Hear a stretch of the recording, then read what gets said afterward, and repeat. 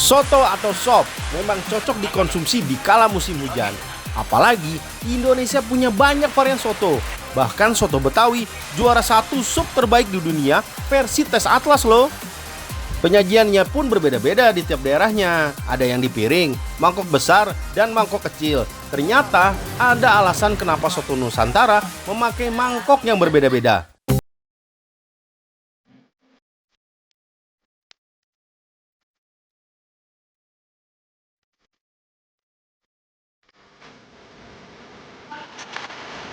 Coto Makassar, ikon kuliner Sulawesi Selatan ini semakin populer hampir ke seluruh pelosok Nusantara.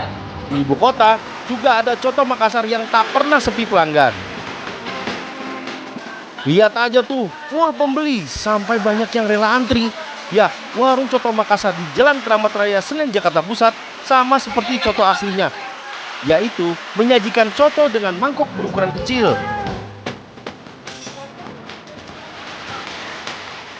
Kenapa harus mangkoknya kecil dijual? Biar hemat atau gimana?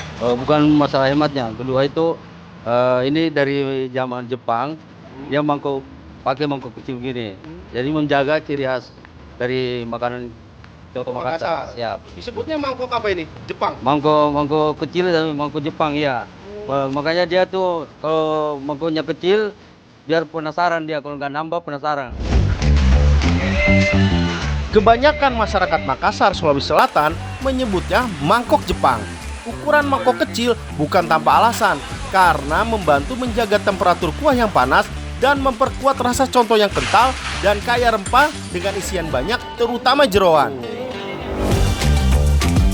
Nah, dengan menggunakan mangkuk kecil bisa menikmati rasa otentik tanpa membuat cepat kenyang dan tentunya porsinya lebih pas. Pak Komandan, Pak Komandan. Andre Stinky. Masih dibahas Andre Stinky. Cuman ini satu porsi segini ya? Ya, siap. Dulu katanya mangkoknya beda ya? Lebih kecil lagi. Ya. Oh, ini yang pertama ini. Yang pertama ya. Oh, jadi dia kenapa diganti? Pak Komandan. Apa stoknya udah langka? Kita beli yang ini. Mangkok Coto Makassar Dengawing awalnya menggunakan mangkok lebih kecil, mirip seperti mangkok soto Kudus maupun soto Solo. Namun sekarang ukuran mangkoknya lebih besar, menyesuaikan dengan porsi dan harga. Harga satu porsinya menjadi Rp30.000. Coto dimasak dengan memadukan lebih dari 40 jenis bumbu rempah lokal atau yang biasa disebut rampa patang pulo. Lalu dimasak dengan daging dan jeroan. Pakai sendok dulu, Bang. Hah? Oh, pakai sendok. Kalau pakai sendok, dia kelihatan banyak karena ada yang ganjal dari bawah. Oh, gitu. Nah. Trik nih. Ya, triknya itu, ya. Jadi kenapa harus sendoknya ditaruh Duluan, di sini? iya. Biar kelihatan? Banyak. Biar gitu. kelihatan banyak.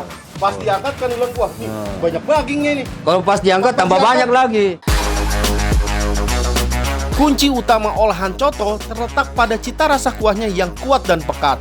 Itulah kenapa dibuat dengan rebusan jeroan kerbau atau sapi. Kuah Coto Makassar memang dikenal akan kekentalannya karena ada tambahan kacang tanah, tauco, dan rempah-rempah. Nah, ini menurut Mbak kenyang apa enggak, Mbak Eni? Emang sih satu mangkok kan kelihatannya kecil banget ya, tapi pas sudah dimakan tuh kenyang banget. Menurut saya sih cukup. Cukup ya? Iya, cukup yang bikin banget. kenyang apa? Jangan dilihat mangkoknya, tapi ada ini nih, ada burasnya, ada ketupat, ada jalang kote sama kue yang lainnya. Oh, itu jadi yang bikin kenyang ya. Sengaja kuahnya dikit biar camilannya banyak. Cocok. Menyantap coto pastinya dilengkapi buras atau ketupat, sehingga porsi kuah yang tidak terlalu besar bakal seimbang dengan makanan pendampingnya. Sejak kemunculan Coto Makassar di era Kerajaan Goa, sudah menggunakan mangkuk kecil, dulunya menjadi hidangan para bangsawan. Biasanya, coto dibuat saat prosesi ritual adat penyembelihan kerbau, serta menjamu para tamu penting kerajaan. Sehingga tak hanya sebagai hidangan sakral saja, tapi menjadi makanan premium kelas 1 pada masanya.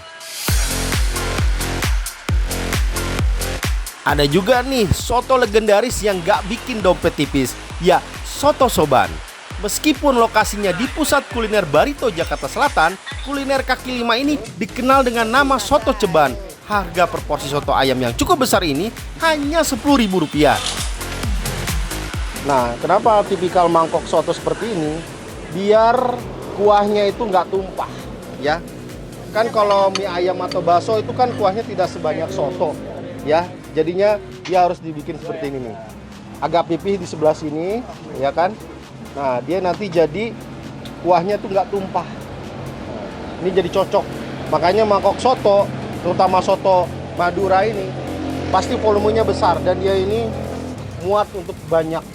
Mau ditambah topping apa? Ceker ya, kepala ya, kulit ya. Itu bisa di sini semua penuh ya. Wow. Soto ayam yang sudah eksis sejak tahun 1995 menyajikan kuah segar dan gurih, dipadukan potongan daging ayam dengan berbagai topping pelengkap seperti tomat, bihun, dan kol atau kubis. Berbeda dengan soto Makassar dengan mangkok kecil, soto ayam ini disajikan dengan mangkok yang lebih besar dibandingkan soto-soto di daerah lainnya. Tuh lihat, porsinya super jumbo kan? Kenapa mangkok yang dipakai harus mangkok sebesar ini? Kan ada yang mangkok yang sedang gitu ya. Kenapa? Ya, kalau ini kan khas Madura sotonya. Kalau di Madura kan pakai mangkok, terus nasinya dicampur. Kalau mangkoknya kecil, nggak muat dong ntar nasinya. Jadi harus mangkoknya gede ya? ya, Jadi kalau- biar muat semuanya, biar muat. banyak juga. Soto Madura dikenal dengan isinya yang melimpah. Biasanya soto Madura kebanyakan mencampur nasi ke dalam satu mangkok. Karena itulah mangkok besar dibutuhkan untuk menampung semua bahan pelengkap soto, termasuk nasi dan kuah sotonya. Murah dan bikin kenyang merupakan moto dari pedagang soto ayam Madura di ibu kota. Ya, Ini dijual berapa? 10.000. 10.000. Buset, itu parkir di Jakarta bolak-balik itu 10.000. Murah bener. Ya, tapi emang kenapa dijualnya 10.000? Kok murah banget sih? Untungnya di mana? Untung dikit asal laris nggak apa-apa. Ada untungnya sedikit, cuman kan biar laris aja gitu. Emang dalam satu hari habis berapa ekor sih? Ayamnya 50 ekor. Saking banyak pelanggan, dalam satu hari bisa menghabiskan 1.000 mangkok loh. Bahkan naik 2 kali lipat ketika hari libur. Widih, keren banget ya Skit Lovers. Tidak hanya soto ayam ataupun soto daging khas Madura, banyak kuliner asli Madura yang porsinya jumbo. Contohnya nasi serpang dan kaldu kokot yang merupakan sup kikil porsi jumbo khas Madura. Ukuran mangkok porsi besar mencerminkan keinginan untuk memberikan kepuasan maksimal pada pelanggan. Hal ini sejalan dengan prinsip pedagang dari Madura, yaitu kerja keras, membangun kepercayaan pelanggan, dan mengutamakan kebutuhan konsumen. Makanya tidak heran kalau ada warung Madura yang buka 24 jam. Cuman ayamnya juga gede-gede tuh, lihat. Oh kan?